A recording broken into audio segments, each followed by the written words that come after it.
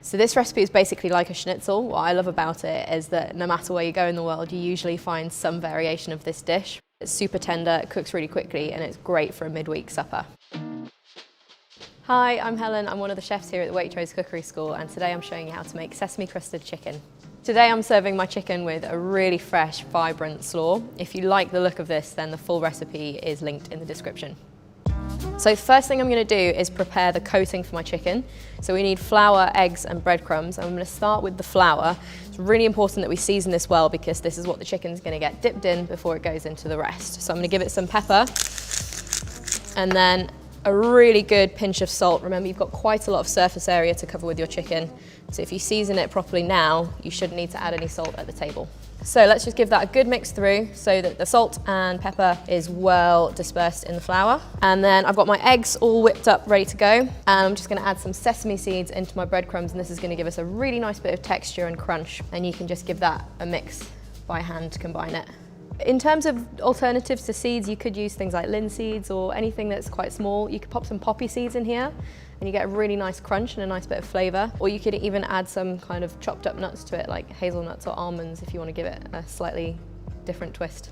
So I am using the Waitrose Essentials chicken breasts today, and all I'm going to do is bash them until they're really nice and thin so that they cook really evenly. So you want a piece of baking parchment underneath and another piece on top, and then just grab a rolling pin and you're going to bash away until they're all an even thickness. We want about 1 centimetre. It doesn't hurt to have a little feel of it to see if there are any thicker parts. And then just take away the baking parchment to check. Lovely.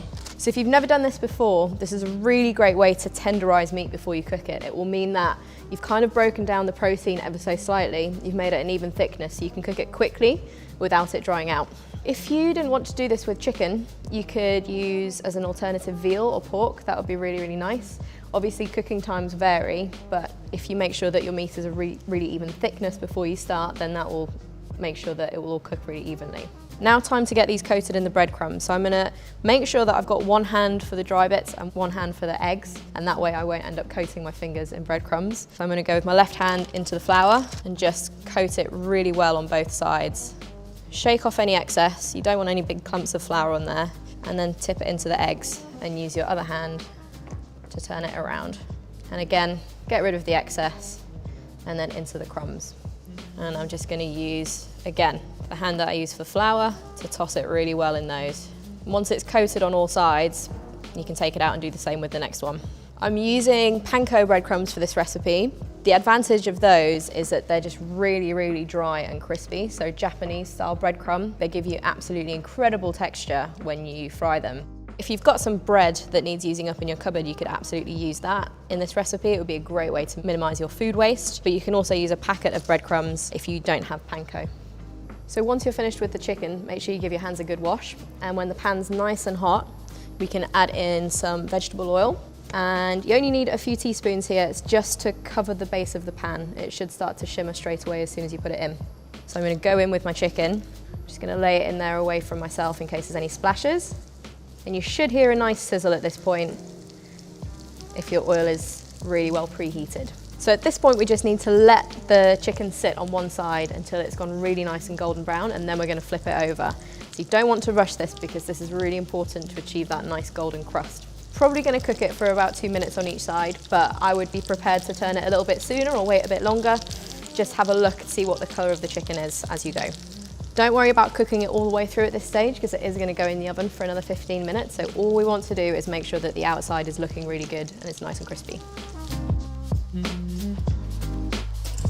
Now that the chicken is in the oven, we're going to get cracking with the coleslaw. So first thing I'm going to do is wipe out my pan that I used for the chicken. We're going to use this to sweat down some spring onions. And then this can go back on the heat with just a splash of oil to start warming through. With the spring onions, we're going to keep these nice and thick so we've got a bit of texture. So just line them all up together and you can then run the knife through to give you some really chunky slices. We're going to sweat these so that they become nice and sweet and they'll balance out all of the other flavours in the salad. So those can all go straight into the pan. I'll give them a little stir and then just let them sweat. So if you hear the pan is frying really, really loud and it sounds a bit dry in there, maybe turn it down a touch, but otherwise if you can hear a gentle sizzle, You just want to leave them to do their thing, and you can stir them occasionally. Okay, for the dressing, I'm going to start by pureeing some garlic, and I'm just going to do this straight on the chopping board. So I'm going to slice it into small pieces and sprinkle it with a little bit of salt just to help it kind of break down a little bit.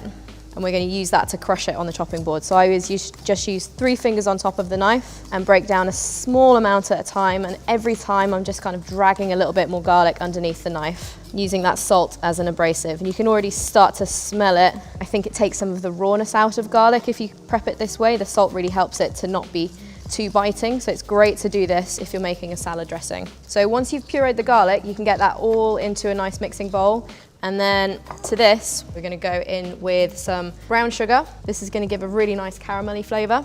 We've got some soy sauce, there's some fish sauce, and both the soy sauce and the fish sauce, obviously salty ingredients, but they're really high in umami, so they're gonna give us a really big kind of savory impact in the dressing. And then I've got some rice vinegar for a bit of sharp acidity. And then for a really nice kick of fresh acidity, we're gonna add in some lime juice. I always like to roll my limes around just until they soften slightly, and that way when you squeeze them you get loads more juice. And then if you slice it and just give it a really good squeeze, and kind of going in a few different directions here, turning it around as you go to make sure that you get all of the lime juice out.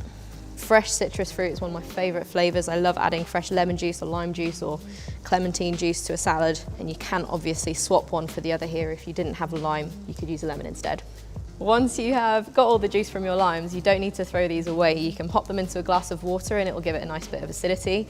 Or I often like to turn them inside out like this and pop them in the freezer, and then you can use them for a nice little shot glass if you want to. So really cool things to keep hold of. Otherwise, just pop them in your compost.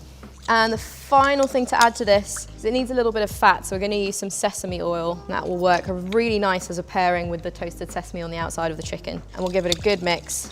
And then I don't really like to create any extra washing up when I'm making a salad, so I often make the dressing in the bowl like this and then add all of the ingredients on top of it and toss it through right at the end, and that way you don't have loads of extra bowls for your dressing and your salad, and it's really simple when you come to serve.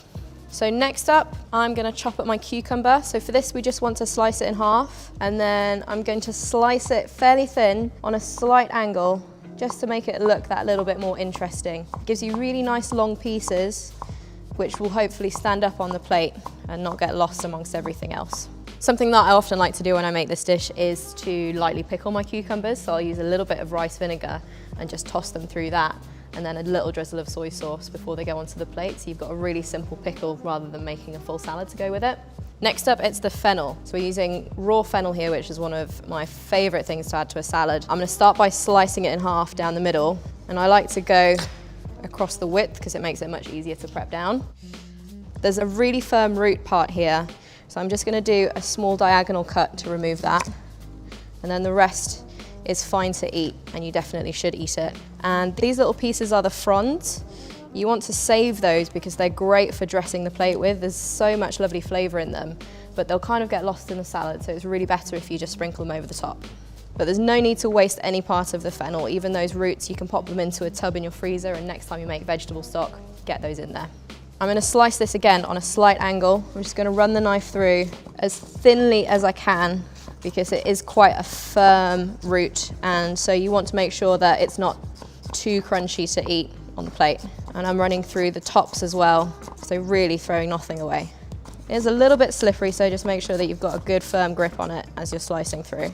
Fennel is really aniseedy, and so you get that really nice subtle aniseed flavour. If you're not a big fan of aniseed, you could use some extra radishes, or you could pop some celery in there. And then the other things that we're adding in here are our radishes. So these are just really nice and thinly sliced. We've got some shredded carrot, and we're also going to add in those spring onions, which are done sweating down now. So these have got a lovely little bit of charring on the outside. They're super soft and really sweet. They should bring a really nice contrast to the salad. All the dressing is at the bottom of the bowl, so all you need to do is toss it through and make sure everything's coated. You can do that with your hands if you want, that's nice and gentle, or you can do it as I'm doing with just a couple of spoons.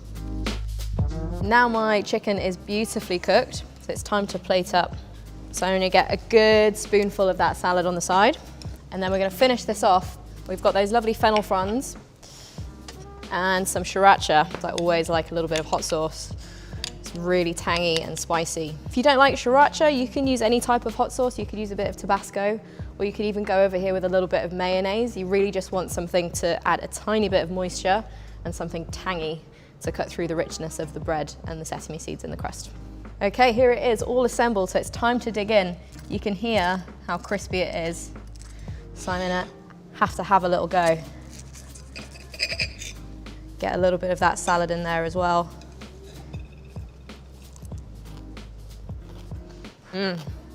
That's actually banging.